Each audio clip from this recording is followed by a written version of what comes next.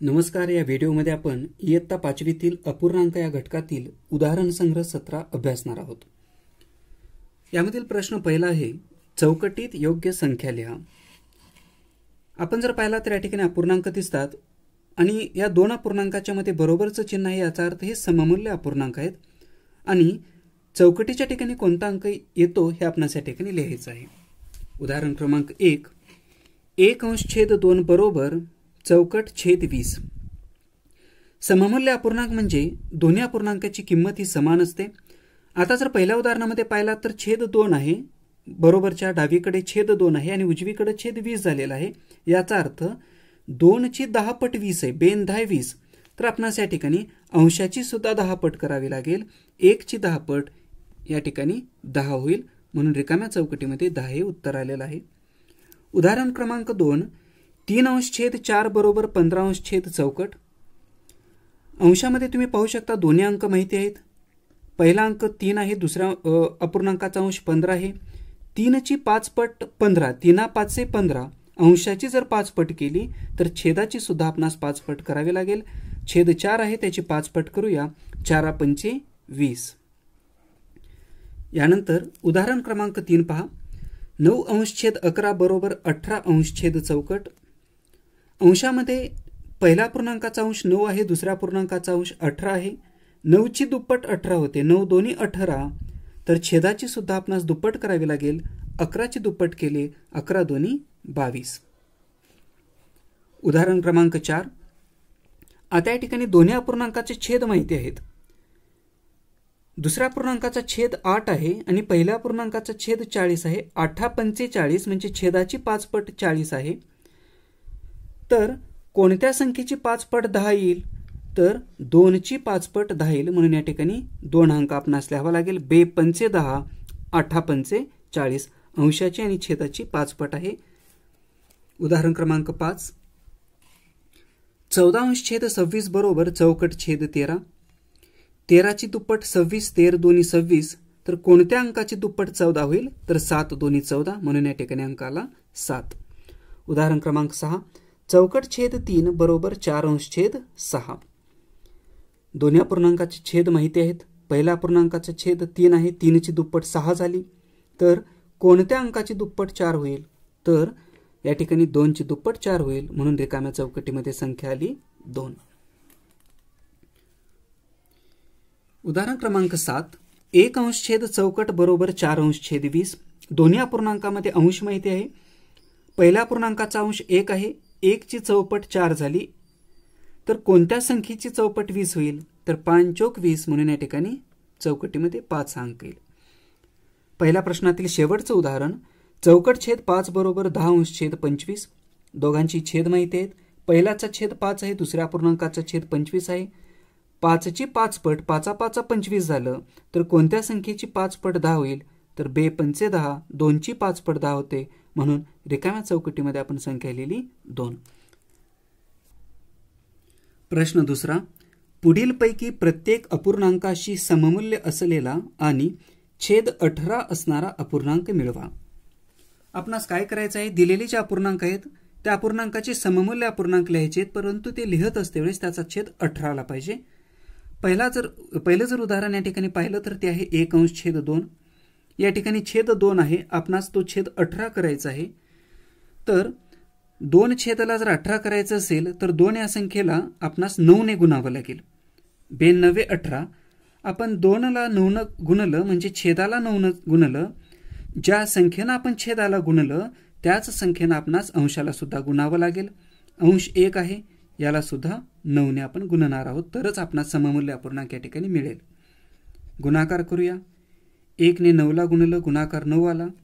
छेदामध्ये 2 गुणिले 9 18. पहा, आपणास छेद 18 करा म्हटलं होतं, आपण छेद 18 असणारा अपूर्णांक या ठिकाणी तयार केलेला आहे. उदाहरण क्रमांक 2, छेद 3 आहे, 18 करायचा आहे. तर 3 ला 6 न गुणावं लागेल. छेदाला आपण 6 न गुणलं तर अंशाला सुद्धा 6 न गुणावं लागेल. बे 12, 3 18. उदाहरण क्रमांक 3, 4/6 छेद 18 करायचे म्हणजे 6 ची आपणास तिप्पट करावी लागेल. याचा अर्थ 6ला 3 गुणावं लागेल, म्हणजे आपण छेदाला 3 गुणलं. अंशस्थानी 4 आहे त्याला सुद्धा 3 गुणावं लागेल, कारण आपण सममूल्य अपूर्णांक मिळवायचा या ठिकाणी. 4 त्रिकम 12 छेद 6 त्रिक 18. उदाहरण क्रमांक 4. छेद 9 आहे त्याला 2 गुणूया तर 18 होईल छेद. अंश 2 आहे त्याला सुद्धा आपण 2 गुणूया. 2 दोन्ही 4 9 दोन्ही 18. उदाहरण क्रमांक 5 पाहू शकता. 7 अंश छेद 9 छेद 18 करायचे म्हणून त्याला 2 गुणलं, छेदाला 2 गुणलं, 9 दोन्ही 18 होईल. अंशाला सुद्धा आपण 2 गुणणार आहोत. 7 दोन्ही 14 9 दोन्ही 18. आणि या प्रश्न दुसऱ्यामधील शेवटचं उदाहरण. 5 अंश छेद 3 छेद 3 आहे 18 करण्यासाठी 6 गुणूया, अंशाला सुद्धा 6 गुणूया. 5 सख्ख 30 आणि 3 संग 18. तर अशा पद्धतीने आपण काय केलं, दिलेले जे अपूर्णांक होते त्या अपूर्णांकाशी सममूल्य असलेला आणि छेद 18 असणारा अपूर्णांक आपण तयार केलेला आहे. प्रश्न तिसरा. पुढीलपैकी प्रत्येक अपूर्णांकाशी सममूल्य असलेला आणि छेद 5 असणारा अपूर्णांक मिळवा. प्रश्न दुसऱ्यामध्ये आपण काय केलं होतं, छेद 18 असणारा अपूर्णांक मिळवला होता. आता या ठिकाणी छेद 5 असणारा अपूर्णांक आपल्याला मिळवायचा आहे. यामधील उदाहरण क्रमांक 1 आहे 6 अंश छेद 15 छेद 15 आहे आणि आता या ठिकाणी आपणास छेद 5 करायचा आहे. 15चा 5 करायचे म्हणजे 5 पेक्षा 15 अंक आपणास मोठा दिसतो. अशा वेळेस काय करायचं पहा, छेद 5 करायचं तर 5च्या किती पट 15 आहे, 5 त्रिक 15 तिप्पट 15 आहे. म्हणून काय करायचं आपल्याला या ठिकाणी या 15ला 3 भागायचंय. छेदाला 3 भागलं, अंशालाही 3 भागूया. अंश 6 आहे त्याला भागिले 3 केलं तर काय येईल या ठिकाणी 3 दोन्ही 6 म्हणून इथं 2 आला अंश छेद 3 5 15. पहा छेद 5 आलेला आहे आणि आपणास या ठिकाणी सममूल्य अपूर्णांक मिळाला आहे. पहा 2ची तिप्पट 6 2 त्रिक 6 5ची तिप्पट 15 5 त्रिक 15 म्हणजे आपण सममूल्य असलेला आणि छेद 5 असणारा अपूर्णांक मिळवलेला आहे. यानंतर उदाहरण क्रमांक 2 छेद 25 आहे 5 करायचंय तर 5चा पाडा कितीपर्यंत म्हणावा लागेल किंवा 5च्या कोणत्या पटीत 25 आहे, 5 5 25 म्हणजेच 25ला आपणास 5 ने भागायचं आहे. 25 भागिले 5 छेदाला 5 न भागलं, अंशाला सुद्धा 5 न भागूया.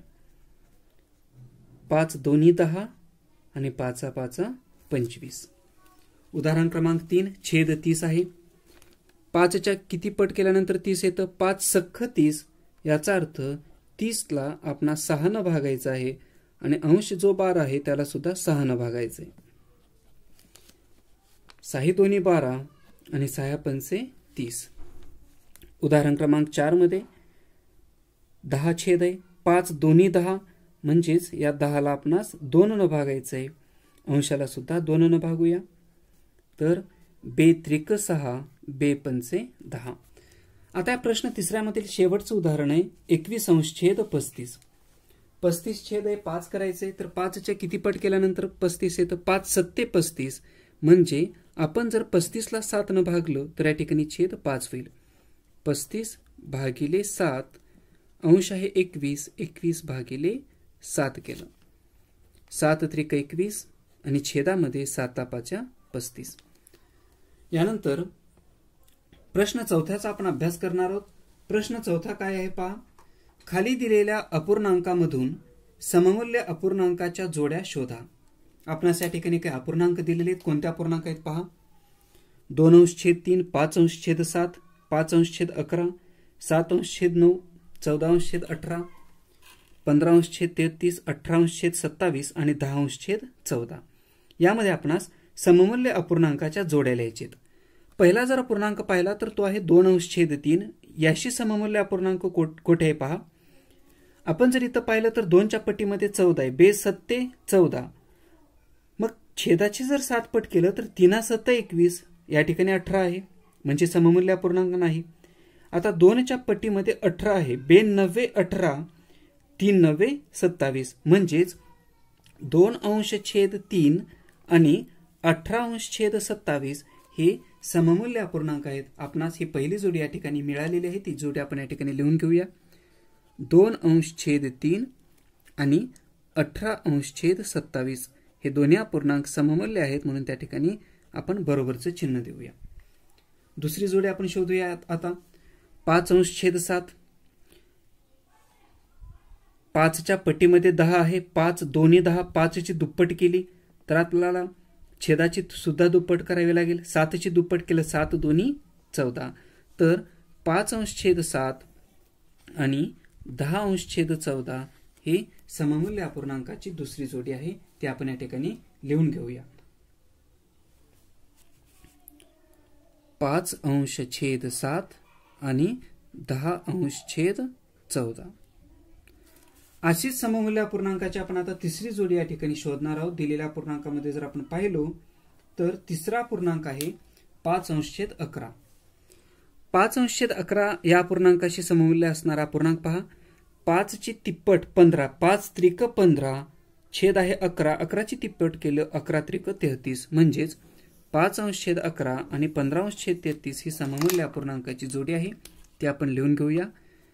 5/11 आणि 15/33. आता शेवटची जोडी या ठिकाणी शिल्लक आहे ती पाहूया. 7ची दुप्पट 14, 7 दोन्ही 14, 9 दोन्ही 18 म्हणजे ही सममूल्य अपूर्णांकाची जोडी आहे. ती लिहून घेऊया. 7/9 बरोबर 14/18. आता आपण या सराव संचातील शेवटचा प्रश्नाचा अभ्यास करणार आहोत. प्रश्न 5वा. खालील अपूर्णांकाशी सममूल्य असे प्रत्येकी 2 सममूल्य अपूर्णांक तयार करा.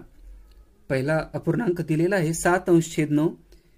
या अपूर्णांकाशी सममूल्य आपणास 2 अपूर्णांक तयार करायचे आहेत.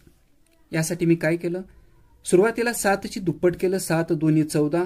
अंशाची जर दुप्पट केलं तर छेदाची सुद्धा दुप्पट करावे लागेल. 9 दोन्ही 18. तर 14/18 हा पहिला अपूर्णांक मिळाला. आता याच्याशी सममूल्य असणारा दुसरा अपूर्णांक मी लिहिणार आहे. समजा 7ची तिप्पट केलं. 7 त्रिक 21 तर छेदाची सुद्धा तिप्पट करावं लागेल. 9 त्रिक 27. उदाहरण क्रमांक 2 मध्ये अपूर्णांक आहे 4/5. मी समजा या ठिकाणी 4ची आपण तिप्पट केलं. 4 त्रिकम 12 तर छेदाची सुद्धा तिप्पट करूया. 5 त्रिक 15.